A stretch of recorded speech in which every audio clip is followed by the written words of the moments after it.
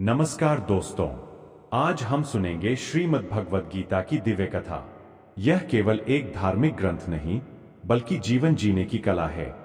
गीता वह अमृत ज्ञान है जो स्वयं भगवान श्री कृष्ण ने महाभारत के युद्ध के समय अर्जुन को दिया था। हजारों वर्षों से यह ग्रंथ करोड़ों लोगों को जीवन का मार्ग दिखा रहा है। कुरुक्षेत्र की विशाल भूमि पर दो सेनाएं आमने सामने खड़ी थीं। एक ओर थे पांडव और दूसरी ओर कौरव। युद्ध शुरू होने वाला था।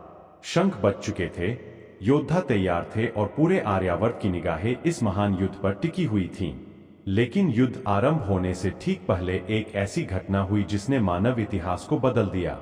महान योद्धा अर्जुन ने भगवान श्री कृष्ण से कहा कि उनका रथ दोनों सेनाओं के बीच ले चले ताकि वे देख सकें कि उन्हें किन लोगों से युद्ध करना है। श्री कृष्ण ने रथ को दोनों सेनाओं के मध्य खड़ा कर दिया। अर्जुन ने सामने देखा। पितामह भीष्म खड़े थे, गुरु द्रोण आचार्य खड़े थे, चाचा, भाई, मित्र, रिश्तेदार और अनेक प्रियजन युद्ध के लिए तैयार थे। उन्हें देखकर अर्जुन का हृदय भर आया। उनके हाथ कांपने लगे, शरीर शिथिल हो गया। तब अर्जुन ने कहा, दृष्ट्वेमं स्वजनम कृष्ण युयुत्सुं समुपस्थितम सीदंती मम गात्राणि मुखं च परिशुष्यति। अर्थात, हे कृष्ण, अपने स्वजनों को युद्ध के लिए खड़ा देखकर मेरे अंग शिथिल हो रहे हैं और मेरा मुख सूख रहा है। अर्जुन आगे कहते हैं, मैं ऐसे राज्य का क्या करूंगा जिसके लिए मुझे अपने ही लोगों का वध करना पड़े। मैं युद्ध नहीं करूंगा। यह कहकर अर्जुन अपने धनुष गांडीव को नीचे रख देते हैं। यहीं से प्रारंभ होती है भगवद गीता। भगवान श्री कृष्ण अर्जुन को देखते हैं और मुस्कुराते हैं। वे जानते थे कि अर्जुन कायर नहीं है, वह केवल मोह और भ्रम में फंस गया है। तब श्री कृष्ण अर्जुन को आत्मा का ज्ञान देते हैं। वे कहते हैं, न जायते म्रियते वा कदाचित, नाय भूत्वा भविता वा न भूयः। आत्मा न कभी जन्म लेती है और न कभी मरती है, वह शाश्वत है। फिर भगवान कहते हैं, वासांसी जीर्णानि यथा विहाय, नवानि गृह्णाति नरो प्राणी। जैसे मनुष्य पुराने वस्त्र त्याग कर नए वस्त्र धारण करता है, वैसे ही आत्मा पुराने शरीर को छोड़कर नया शरीर धारण करती है। हे अर्जुन, तुम जिस मृत्यु से डर रहे हो, वह केवल शरीर की मृत्यु है, आत्मा की नहीं। इसके बाद भगवान कर्मयोग का ज्ञान देते हैं। वे कहते हैं, मनुष्य का अधिकार केवल कर्म करने में है, फल पर नहीं। तब भगवान गीता का सबसे प्रसिद्ध श्लोक सुनाते हैं, कर्मण्येवाधिकारस्ते मा फलेषु कदाचन, मां कर्मफल हेतुर्भूर्माते संगोस्त्व कर्मणि। अर्थात, तुम्हारा अधिकार केवल कर्म करने में है, फल पर नहीं। फल की चिंता मत करो और कर्म करने से पीछे मत हटो। श्री कृष्ण कहते हैं कि जो व्यक्ति बिना स्वार्थ के अपना कर्तव्य निभाता है, वही सच्चा योगी है। अर्जुन ध्यान से सुन रहे थे। फिर अर्जुन ने पूछा, हे कृष्ण, स्थित प्रज्ञ व्यक्ति कौन होता है? भगवान ने उत्तर दिया, जो सुख और दुख में समान रहता है, जो क्रोध, भय और मोह से मुक्त रहता है, जो सफलता और असफलता में एक समान रहता है, वही स्थित प्रज्ञ कहलाता है। भगवान कहते हैं, दुःखेष्वनुद्विग्नम्ना सुखेषु विक्तस्पृहः। जो दुःख में विचलित नहीं होता और सुख में आसक्त नहीं होता, वही ज्ञानी है। इसके बाद श्री कृष्ण ज्ञान योग का वर्णन करते हैं। वे कहते हैं कि अज्ञान मनुष्य का सबसे बड़ा शत्रु है। ज्ञान वह प्रकाश है जो अंधकार को समाप्त कर देता है। तब भगवान कहते हैं, नहि ज्ञानेन सदृशं पवित्रमिह विद्यते। इस संसार में ज्ञान के समान पवित्र कुछ भी नहीं है।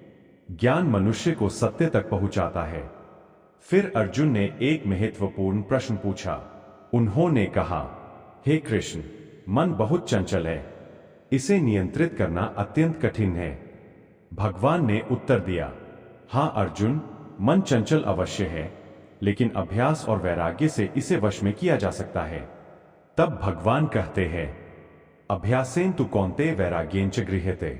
अर्थात, हे अर्जुन, अभ्यास और वैराग्य के द्वारा मन को नियंत्रित किया जा सकता है। इसके बाद भगवान भक्ति का महत्व बताते हैं। वे कहते हैं, जो भक्त प्रेम पूर्वक मेरी शरण में आता है, मैं उसकी रक्षा करता हूं। भगवान को धन, वैभव या बड़े यज्ञों की आवश्यकता नहीं है। उन्हें केवल प्रेम चाहिए। तब भगवान कहते हैं, पत्रं पुष्पं फलं तोयन्यो में भक्त्या प्रयच्छति। जो भक्त प्रेम से एक पत्ता, एक फूल, एक फल या थोड़ा जल भी अर्पित करता है, मैं उसे स्वीकार करता हूं। यही भक्ति का सार है। अब अर्जुन के मन में भगवान के वास्तविक स्वरूप को देखने की इच्छा जागती है। वे कहते हैं, हे प्रभु, यदि आप मुझे योग्य समझते हैं तो अपना दिव्य स्वरूप दिखाइए। तब भगवान श्री कृष्ण अर्जुन को दिव्य दृष्टि प्रदान करते हैं और अपना विराट विश्वरूप प्रकट करते हैं। अर्जुन देखते हैं कि संपूर्ण ब्रह्मांड भगवान के शरीर में समाया हुआ है। अनगिनत मुख, अनगिनत नेत्र, अनगिनत दिव्य आभाएं, सूर्य और चंद्रमा उनके नेत्रों के समान दिखाई दे रहे हैं। देवता, ऋषि, ग्रह, नक्षत्र और समस्त लोग उसी विराट रूप में विद्यमान हैं। उस अद्भुत दृश्य को देखकर अर्जुन आश्चर्यचकित रह जाते हैं। तब भगवान कहते हैं, कालोस्मि लोकक्ष कृत प्रवृद्ध। मैं काल हूं, संसार का संहार करने वाला। अर्जुन भय और श्रद्धा से कांप उठते हैं। वे हाथ जोड़कर भगवान की स्तुति करते हैं और कहते हैं, परम ब्रह्मा परम धाम पवित्रं परम भवान। आप ही परम ब्रह्मा है, आप ही परम धाम है, आप ही सर्वोच्च सत्य है। अब अर्जुन का मोह धीरे धीरे समाप्त हो रहा था। भगवान श्री कृष्ण गीता का अंतिम और सबसे महत्वपूर्ण संदेश देते हैं। वे कहते हैं, हे अर्जुन, सभी भ्रमों को छोड़कर मेरी शरण में आ जाओ, मैं तुम्हारा कल्याण करूंगा। तब भगवान कहते हैं, सर्वधर्मान् परित्यज्य मामेकं शरणं व्रज, अहत्वान् सर्व पापेभ्यो मोक्षयिष्यामि मा शुचः। अर्थात सब प्रकार के भ्रम और आसक्तियों को छोड़कर मेरी शरण में आओ, मैं तुम्हें सभी पापों से मुक्त कर दूंगा। शोक मत करो। यह सुनकर अर्जुन के हृदय का अंधकार समाप्त हो जाता है। उन्हें अपना कर्तव्य याद आ जाता है। उनका आत्मविश्वास लौट आता है। तब अर्जुन कहते हैं, नष्टो मोह स्मृतिर्लब्धा त्वत्प्रसादान्याच्युत, स्थितोस्मि गतसंदेहः करिष्ये वचनं तव। हे अच्युत, आपकी कृपा से मेरा मोह नष्ट हो गया है, मेरी स्मृति लौट आई है। अब मेरे सभी संदेह समाप्त हो गए हैं। मैं आपके आदेश का पालन करूंगा। अर्जुन पुनः अपना गांडीव उठाते हैं। युद्ध आरंभ होता है और अंततः धर्म की विजय होती है। दोस्तों, भगवद गीता केवल महाभारत के युद्ध की कथा नहीं है। यह जीवन के हर संघर्ष में हमारा मार्गदर्शन करती है। जब हम निराश होते हैं, गीता हमें आशा देती है। जब हम भ्रमित होते हैं, गीता हमें दिशा देती है। जब हम भयभीत होते हैं, गीता हमें साहस देती है।